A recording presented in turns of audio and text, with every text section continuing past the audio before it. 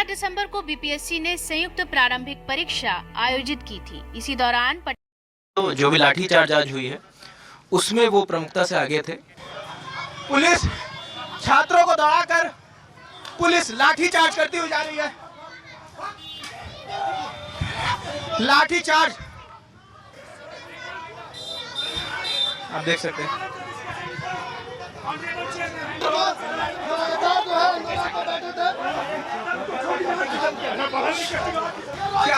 हाथ तोड़ दिया लगता है, मार के इधर हाथ तोड़ दिया। बोल रहे हैं जैसे भाग जल्दी। अभी ये जानकारी आ रही है। जय हिंद साथियों। तो कल फिर एक सोनू ने इस भ्रष्ट सिस्टम से परेशान होकर के अपनी जान दे दिया। लेकिन क्या जान देना ही एक सॉल्यूशन था? नहीं था। लेकिन उस सोनू पर क्या बीत रहा होगा, क्या सोचकर उन्होंने जान दी, इस चीज़ को केवल हम समझ सकते हैं। उस बूढ़े बाप के ऊपर क्या बीत रहा होगा जिन्होंने अपने नौजवान बेटा को कंधा दिया। एक इंसान जब अपने बुढ़ापे की स्थिति में पहुंचता है तो उसे उस जवान बेटे से एक उम्मीद, एक आशा होती है कि हमारे बुढ़ापे का सहारा ये बनेगा।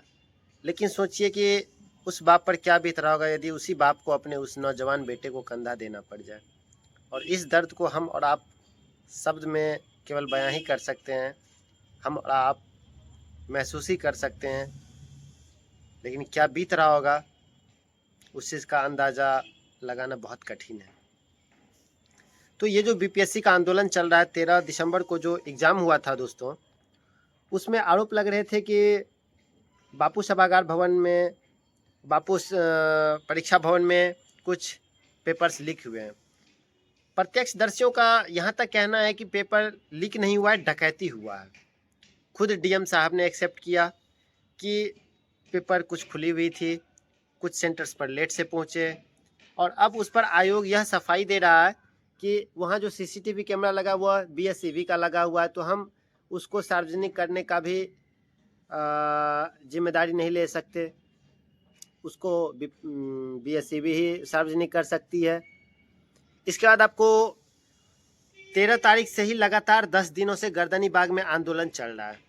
कितने दुर्भाग्य की बात है कि जिस बिहार को शिक्षा का हब माना जाता था वो बिहार आज आंदोलन का हब बन गया है। जहां विद्यार्थी आज परीक्षा की तैयारी कर रहे थे वहां वो लाठियां खा रहा है। जहां वो अपने परीक्षा के लिए तैयारी कर रहा होता, जो विद्यार्थी आज आईएएस बनता वो आज रोड पर घूम रहा है। डिग्री और पढ़ाई उसके लिए कोई काम का नहीं रह गया है।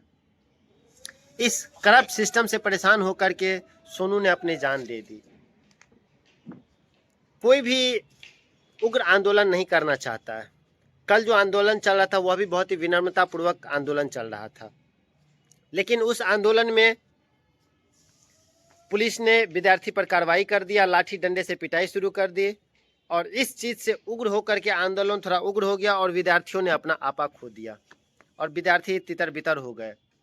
पुलिस ने इतनी बेरहमी से पिटाई किया, और पिटाई तो छोड़िए, रात को 12 बजे रोहित नाम का एक विद्यार्थी जो कि पढ़ाई भी करते हैं, तैयारी भी करते हैं और इस आंदोलन का एक मुख्य चेहरा भी है, उसे पुलिस उठा ले गई।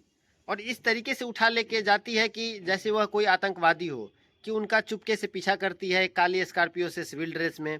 फिर अचानक से वो उनकी गाड़ी को रोकते हैं, उनको उठा के लेके चले जाते हैं। यहाँ तक नहीं बताते हैं कि इसे किस स्टेशन ले जाया जा रहा है, कहाँ ले जाया जा रहा है या इनके साथ क्या सलूक किया जाएगा। एक आतंकवादी को भी पकड़ा जाता है तो थोड़ा बहुत उनके परिवार को जानकारी दिया जाता है। या किसी भी, दिल्ली में ही आप देख लीजिए, इतने सारे आंदोलन हुए, दिल्ली पुलिस पहले उसे डिटेन करती है, फिर उसे ले जाती है, समझाती है, बुझाती है, पूछताछ करती है, फिर इसके बाद कोई कार्रवाई करती है। लेकिन यहाँ बिहार पुलिस धड़ल्ले से एकदम से लाठी डंडे से पिटाई करती है, चाहे वह लड़के हो, लड़कियाँ हो, किसी के ऊपर भी। तो क्या यह सही तरीका है? मानते हैं कि आपके ऊपर दबाव है, और यह आप हम सभी को समझना चाहिए कि हमें सिस्टम से लड़ना है। हमें अंग्रेजों से नहीं लड़ना है कि अंग्रेज से तो हमें लड़ना था, हमने उसे लाठी डंडे से मारकर भगा दिया। लेकिन यहाँ पर हम लड़े तो लड़े किससे? यहाँ जिस पुलिस वाले से हम लाठी डंडा का लड़ाई करेंगे वह भी हमारे भाई बहन है, वह भी हमारी परिवार से, हमारी समाज से, हमारी गांव से निकले हुए लोग हैं।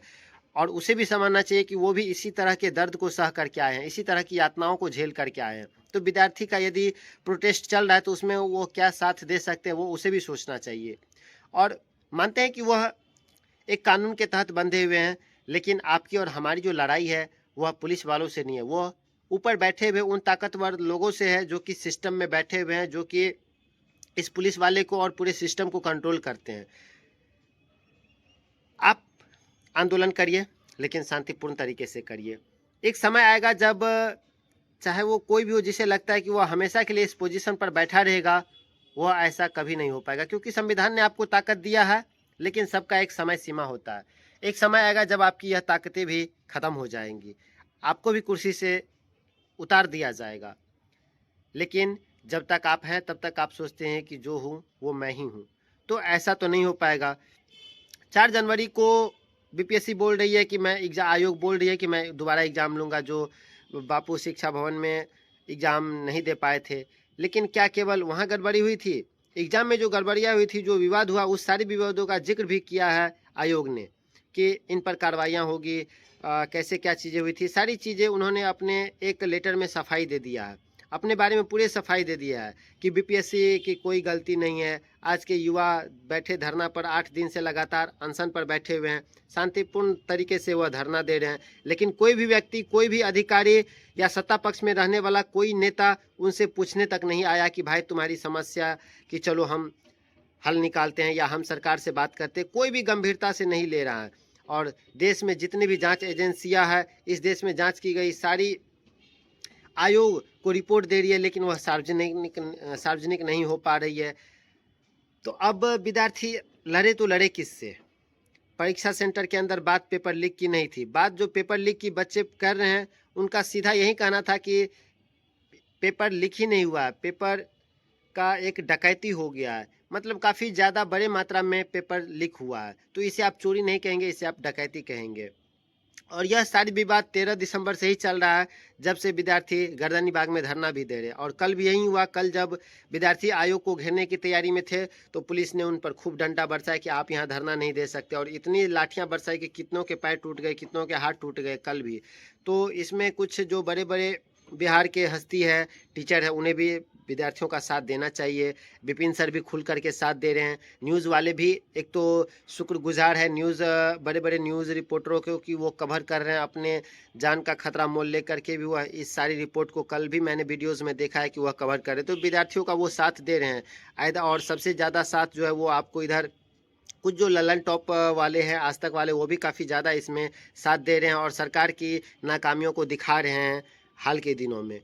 तो छात्र को थोड़ा शांतिपूर्ण आंदोलन करना चाहिए, और वो कर भी रहे हैं, हाथ जोड़ जोड़ करके नम्र तरीके से एकदम से वो शांति कर रहे हैं, आंदोलन कर रहे हैं। लेकिन सरकार उनकी कोई सूद नहीं ले रही है। सरकार कह रही है कि मैं फिर से एग्ज़ाम लूँगा, लेकिन उनका लूँगा जो नहीं दे पाए थे। और विद्यार्थी चाहते हैं कि पूरे एग्ज़ाम दोबारा से हो, क्योंकि बहुत ज़्यादा स्तर पर इनकी लीक हुई थी। तो आप लोग का क्या कहना है इस पेपर लीक पर दोस्तों? आप लोग प्लीज़ बताइए कमेंट सेक्शन में, और सपोर्ट करिए जो इतने विनम्र तरीके से आंदोलन कर रहे हैं उनका।